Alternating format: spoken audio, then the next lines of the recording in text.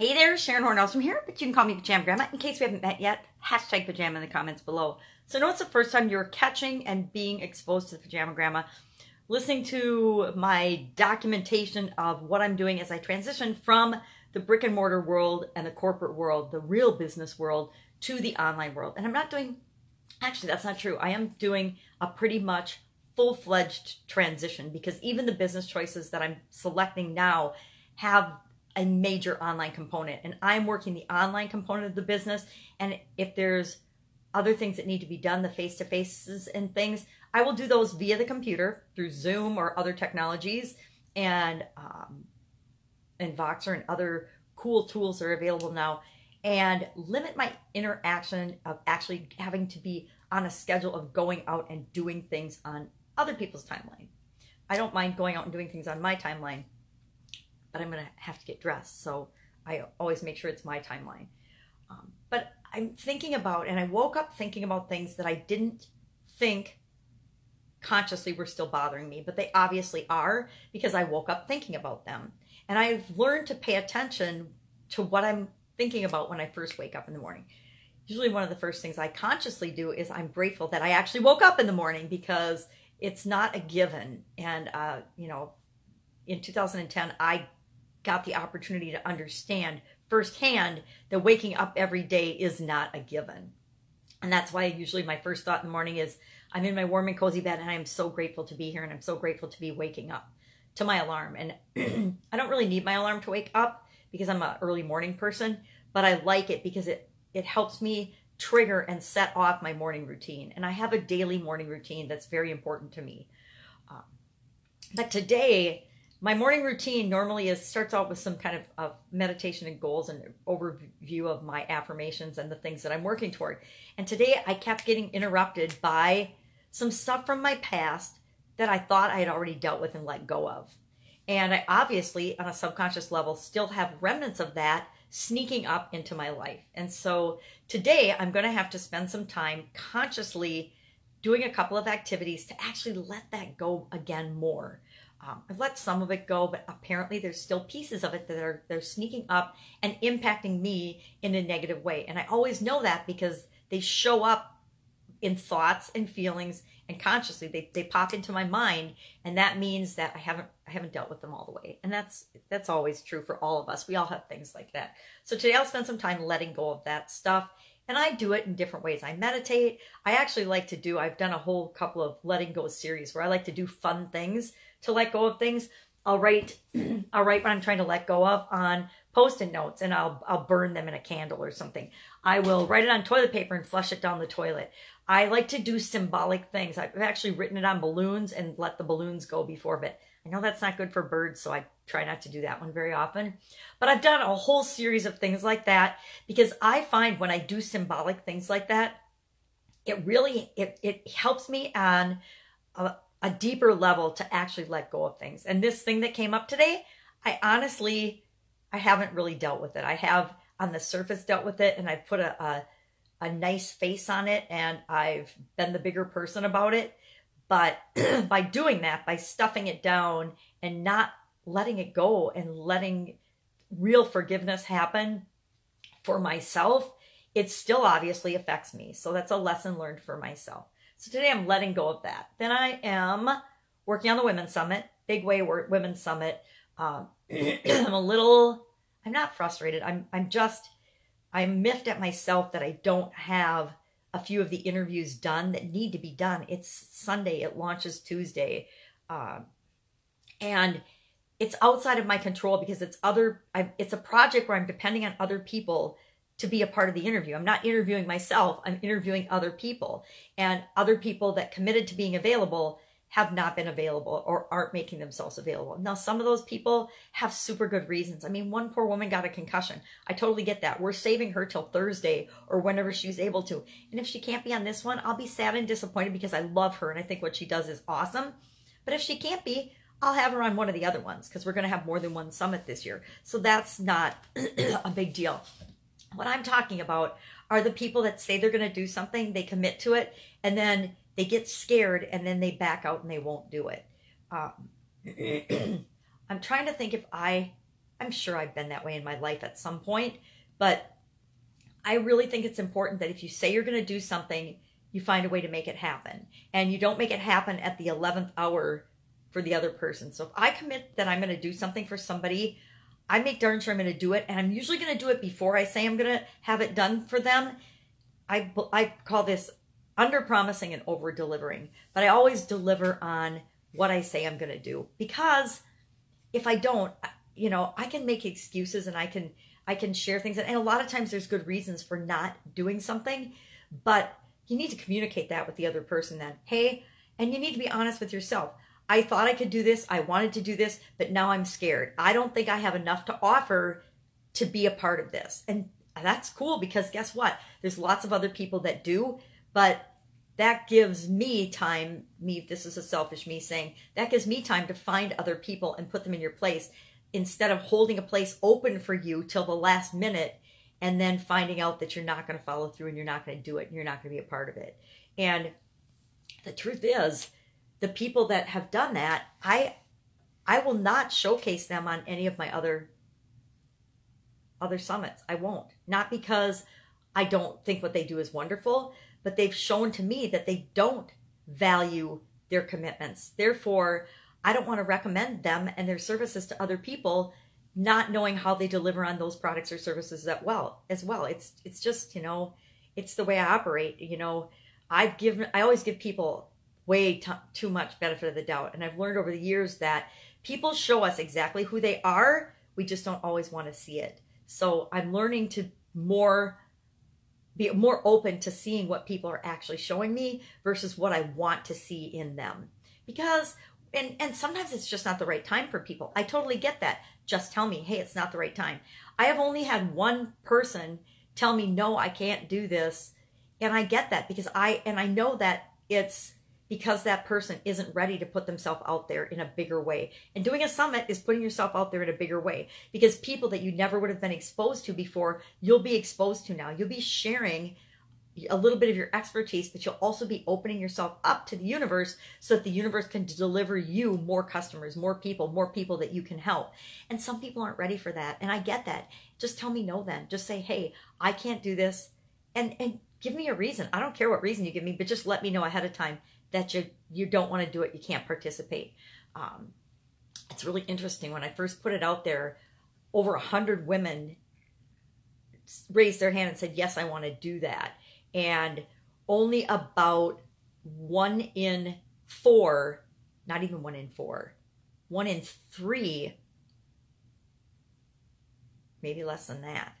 Maybe 1 in 3 or 1 in 2 actually followed through and took action to become a part of it. And one lady was a super fast action taker. I talked to her on Friday. We did her interview on Friday. To me, that's the kind of people I want on a summit because I know she's super busy, but she saw the power and how this could help her and how it could help other people by sharing what it is that she knows. And she hopped on the call. Did she have other things to do? Absolutely. But she made this a priority. So we got her interview done. And I find that it's so true. It's like the busier people are, the more they'll go out of their way to actually get things done and to commit to and follow through on their word and do what they say they're going to do because they've learned that is your reputation. That is who you are, and that is who you're presenting to the world. So working on the Women's Summit, and I'll admit I've got pieces of that missing. It looks like a piece of Swiss cheese as I go through the funnel and the website. There's pieces missing, and I've got to get those pieces together. But that's on me to have the copy all right and the colors and the graphics and everything once I get them. But I have to get the information from the women that are participating in it. And maybe I need to do a better job of reminding them and following up and asking for the information. And I'm putting systems in place to do that. I'll put a whole series of email reminders in place for the next summit to say, hey, I need your picture or whatever piece is missing. Hey, I need your answers to the questions if you want to be part of the book because I'm doing a PDF. And I haven't looked, but I think we've got 11 or 12 of the speakers that are part of that, which just adds more value to people. And should everybody have done it? I would have if I were to, and I will do a chapter. Sorry about the alarm. I didn't realize it was that late. I did an extra video today. I'm doing I did a piece about baking cookies because I made these funky cookies and how that ties into processes and continuous improvement, because I hadn't done anything on my Facebook page for a while, so I wanted to do something on there. And actually had somebody on there, Chad was on there, and I want to message him in my next video and ask him if he ever sleeps, because he's up late at night, he's up early in the morning. I don't think he ever sleeps. So, letting go. Oh, comparisons. I wanted to talk about comparisons a little bit. I didn't mean to rant about the Women's Summit that much and about people, but I think it's really important to yourself. It's not important to me. It doesn't matter to me one way or another who does or doesn't participate in this summit. I'm picking people because I respect and like them, and I know the value I've gotten out of their information and material and the things that they've taught me, and that's how I've picked them and invited them to participate in this. Now, there's a lot of women that I should have contacted, but I was scared to. I admit it, I was scared to. There's some amazing women I know and have been following for, years, not just a little bit of time, but for years, and I didn't contact them because I wasn't confident enough to think that this was a big enough deal to ask them if they wanted to be a part of it. That was my lesson learned on this summit, and I won't make that mistake again, because some of the bigger people and the more important people and the busier people that I contacted were the ones that said yes and did it the first, actually did their interviews easily and effortlessly.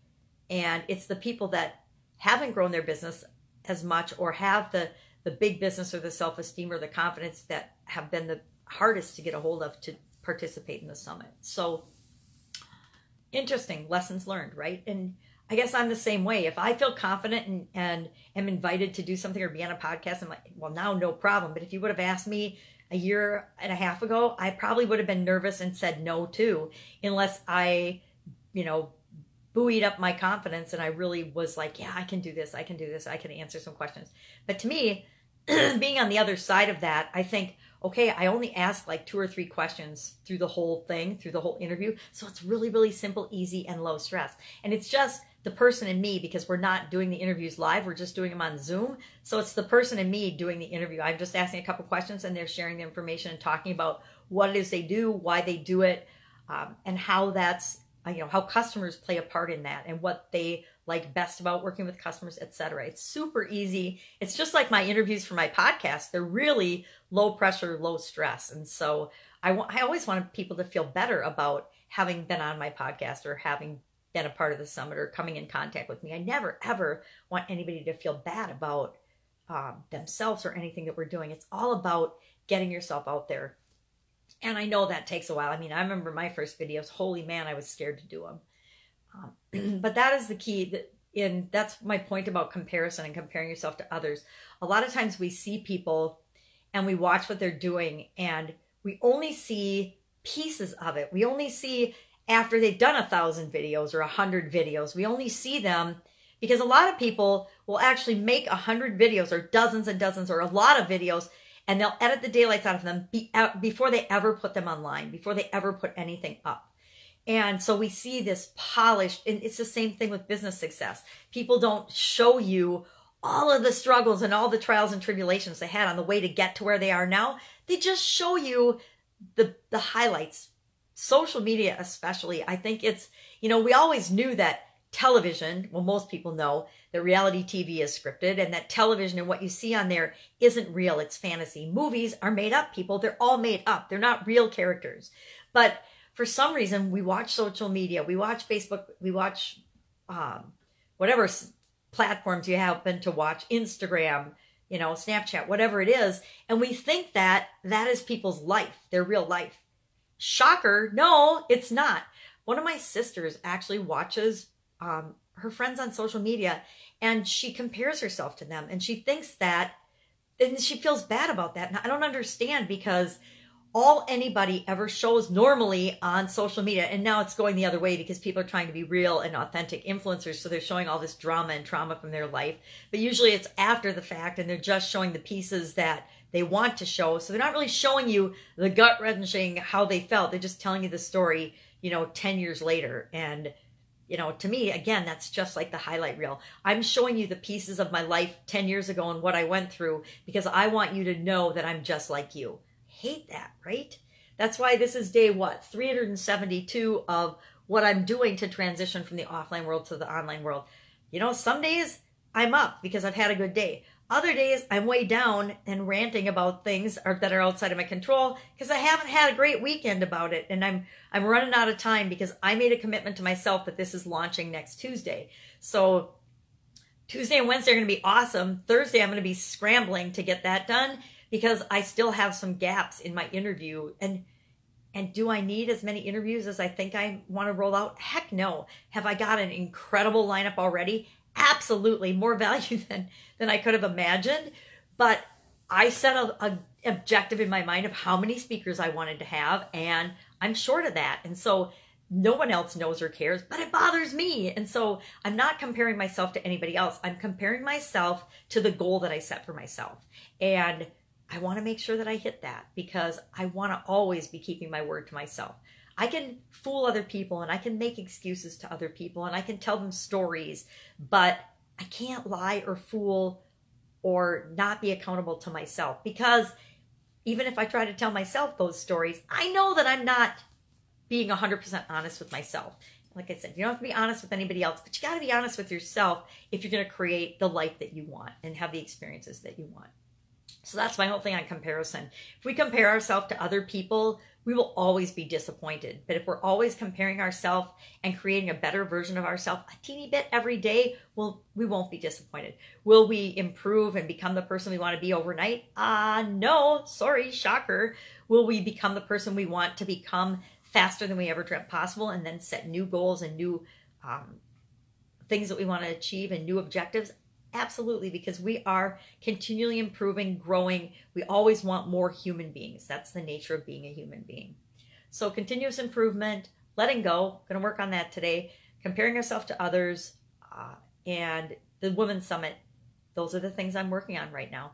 And Patricia Thomas, direct message me. I will contact you after this. I would love to have you on the Women's Summit. It's all about women business owners helping other women business owners, whether they're just starting out or whether they've been in business for, a lot of us have been in business for decades. And we're talking all about customers and the entire customer handling process, from attracting, finding, and getting customers that you want for your business, to how do you win them and how do you build relationship with them, to the lifelong value of a customer and the importance of that, and all aspects of customers. And everybody, every one of us, believe it or not, have customers. Even if we don't have a separate business, and authors included, we're all writing for someone, for ourselves, and then for someone else. We're all doing everything that we do to sell other people on what it is that we're doing and becoming. I mean, if you're in a relationship of any sort, if you have kids, if you have coworkers, if you have colleagues, we're all in relationships. So we're all selling people all the time, which involves customers and relationships. And customers are, I think, in the ideal world, we're building relationships with them. We're not just foisting our products and services on them. So that's it. That's what I'm working on today. Go out, make it a fabulous day. You know, tomorrow I'll be sharing and ranting about something else. I didn't make you learn about my cookie process, but maybe some other day. But I did share that, and that was kind of fun because I used to be addicted to making cookies. I used to have the habit of making cookies every night after school when I was in school for my sisters and I as an after-school snack. And since 2010, well, probably before then, probably since 2003 or 4, I stopped kind of making cookies when I got my own cooking manufacturing business. It involved cooking so much every single day that my kids swear I quit feeding them after that too. I fed them a lot of ravioli and Italian food, but I think they're probably right. I cooked a lot less after getting involved in that business than I did before. So it's always fun for me to go back. It's like nostalgic to revisit making cookies and comparing that process to any business process that we have in our businesses, because I'm all about helping people understand processes and systems are important, and that everything can be boiled down to a framework and a process. And when we do that, it becomes duplicatable and we can predict the results, which some of us are nerdy engineers and we like to have predictable results. All right, I'll catch y'all tomorrow. Have a fantastic day. Bye.